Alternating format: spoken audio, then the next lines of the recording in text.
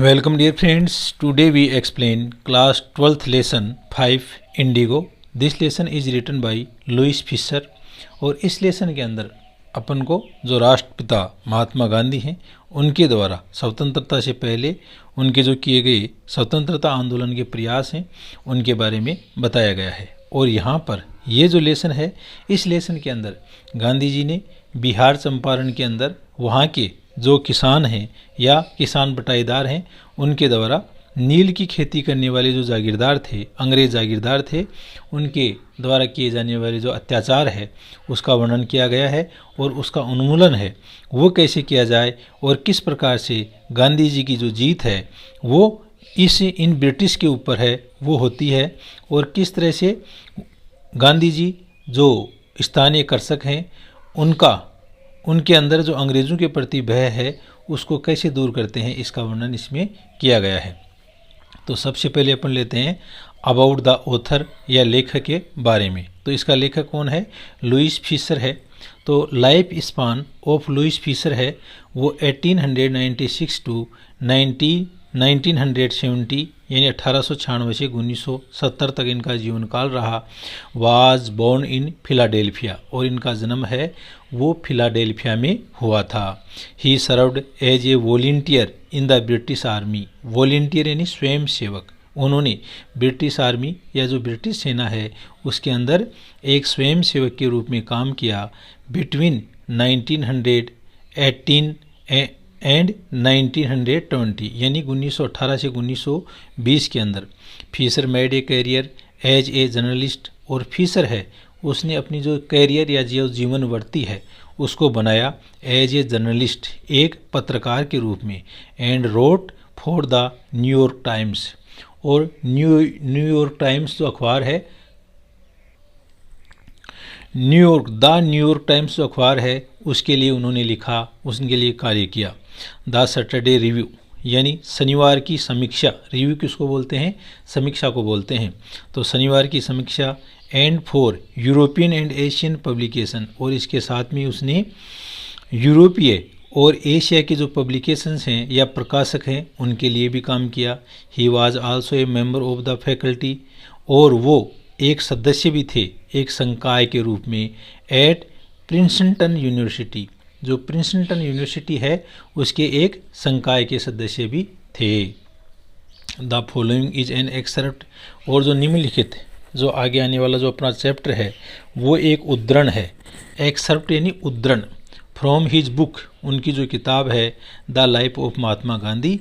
The life of Mahatma Gandhi या महात्मा गांधी का जीवन, ये जो किताब किसने लिखी? Louis Fischer. और जो अपना अध्याय है वो इस पुस्तक का एक उद्धरण है यानी उसका एक भाग है। The book has been reviewed, और ये जो बुक है, कौन सी बुक है? The life of Mahatma Gandhi. इसका रिव्यू यानी इसका समीक्षा की गई है as one of the best books, कि यह एक सबसे अच्छी किताबों में से एक है एवर रिटन ऑन गांधी, जो गांधी के ऊपर लिखी गई। यानी गांधी के ऊपर जितनी भी जो बेस्ट किताबें लिखी गई हैं उनमें से ये एक किताब है। बाय टाइम्स एजुकेशनल सप्लीमेंट, और ये समीक्षा किसने की? द टाइम्स एजुकेशनल सप्लीमेंट है उसके द्वारा की गई है। तो इस प्रकार से अपन को अबाउट द ऑथर में क्या मालूम चलता है कि जो लेसन इंडिगो या नील, नील क्या होता है? नील एक प्रकार की जो अपने कपड़ों वगैरह में लगाते हैं नीले रंग के लिए, वो नील की खेती करने वाले जो काश्तकार हैं उनसे संबंधित ये लेसन है।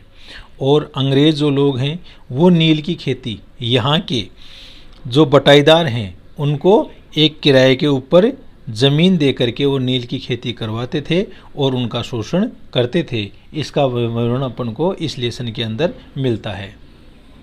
आगे देखो। नोटिस दीज एक्सप्रेशन यानी अभिव्यक्ति। इन अभिव्यक्तियों को देखो इन द टेक्स्ट, इस टेक्स्ट के अंदर। इनफर देयर मीनिंग, और इनका जो अर्थ है उसको इंगित करो। फ्रॉम द कॉन्टेक्स्ट यानी इस जो पाठ्य सामग्री है उसके संदर्भ में इनका क्या अर्थ है वो अपन को देना है। जैसे अर्ज द डिपार्चर यानी प्रस्थान करने के लिए बाध्य करना। Harbour a man like me, harbour यानी ठिकाना देना, शरण देना, टिकाना, तो मेरे जैसे व्यक्ति को रुकने की जगह देना।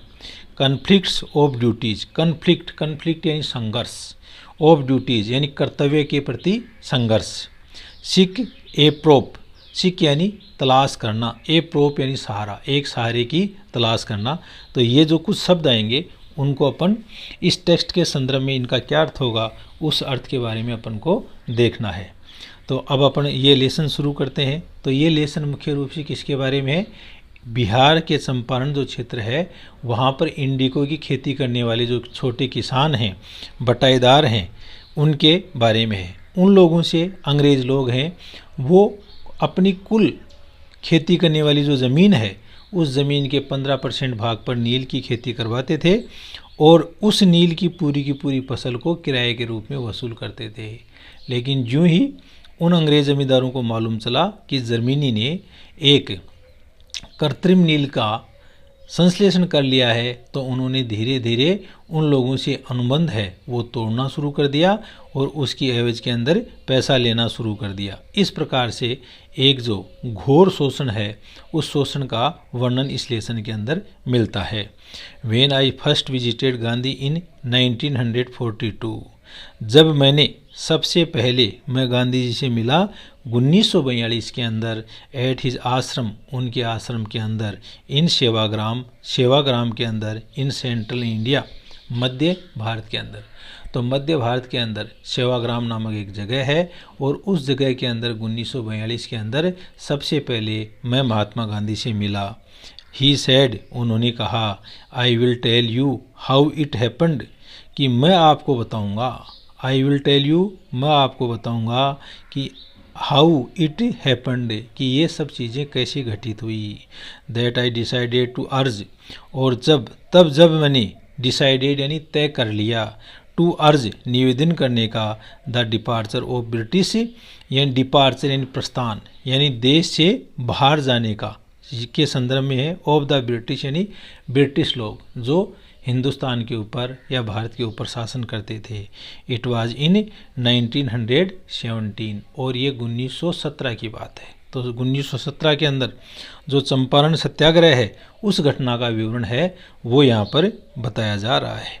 ही had gone to the December 1916 annual convention of the Indian National Congress party in Lucknow, यानी 1916 के अंदर एनुअल यानी वार्षिक, कन्वेंशन यानी सम्मेलन, यानी 1916 के अंदर भारतीय राष्ट्रीय कांग्रेस पार्टी का जो सम्मेलन है वो दिसंबर के अंदर लखनऊ के अंदर हैड गॉन आयोजित हुआ। देयर वर 2301 डेलीगेट्स, और इस भारतीय राष्ट्रीय कांग्रेस है इसके सम्मेलन के अंदर 2301 सहभागी थे, प्रतिभागी थे, एंड मैनी विजिटर्स, और इसके साथ में और कई विजिटर्स थे और कई देखने वाले या दर्शनार्थी थे। ड्यूरिंग द प्रोसीडिंग्स, प्रोसीडिंग्स होती है कार्यवाहियाँ, तो कार्यवाही के दौरान यानी जब ये सम्मेलन चल रहा था, गांधी रिकाउंटेड, तो गांधी जी हैं वो रिकाउंटेड, वो कहते हैं, a peasant came up to me, यानी उस सम्मेलन के अंदर ए पीजेंट यानी फार्मर, एक किसान है, पीजेंट यानी फार्मर, या इसको आप ह्यूमन भी कह सकते हो। तो एक किसान है वो मेरे पास में आया, to me looking like any other peasants in India, और जो किसान मेरे पास में आया वो वैसा ही दिखाई दे रहा था जैसा भारत के अन्य किसान दिखाई देते हैं। पुअर गरीब था, एंड एमिएशेटेड यानी थिन एंड वीक, यानी कमज़ोर और दुबला पतला, फीबल भी बोल सकते हो आप इसको। तो वह एक दुबला पतला किसान था जो भारत के अन्य किसानों की तरह दिख रहा था, वो मेरे पास में आया। एंड सेड, और वह बोला, आई एम राजकुमार शुक्ल, मैं राजकुमार शुक्ल हूँ, मेरा नाम क्या है, राजकुमार शुक्ल है। आई एम फ्रॉम चंपारण, और मैं चंपारण से हूँ। And I want you to come to my district, और मैं चाहता हूँ आपको कि आप मेरे ज़िले में चलें। डिस्ट्रिक्ट यानी ज़िला, और मैं चाहता हूँ कि आप मेरे ज़िले चंपारण में चलें। Gandhi had never heard of the place, heard यानी सुना, नेवर यानी कभी नहीं, हैड हर्ड यानी कभी नहीं सुन चुका था। तो ये कौन से टेंस का आ गया, ये अपना पास्ट परफेक्ट टेंस का आ गया।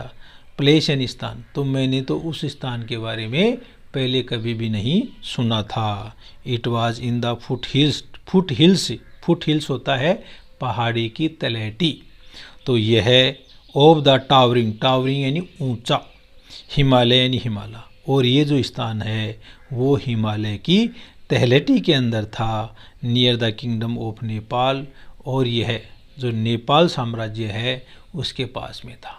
तो तब उसको मालूम चला कि ये चंपारण है वो हिमालय की तलहटी के अंदर नेपाल साम्राज्य के पास में स्थित है। Under N ancient agreement, ancient प्राचीन को बोलते हैं, एंशिएंट यानी ओल्ड, एग्रीमेंट यानी समझौता, तो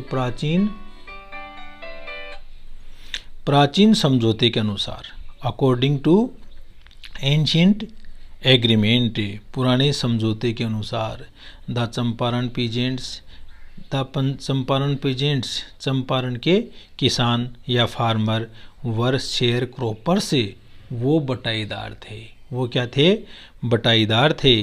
राजकुमार शुक्ल वाज वन ऑफ देम, और राजकुमार शुक्ल है वो भी उनमें से एक था।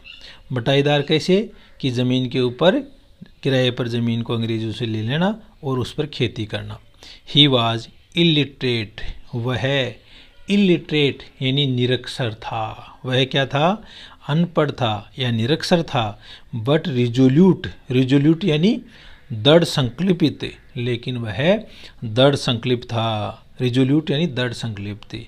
ही हैड कम टू द, और वह आया था,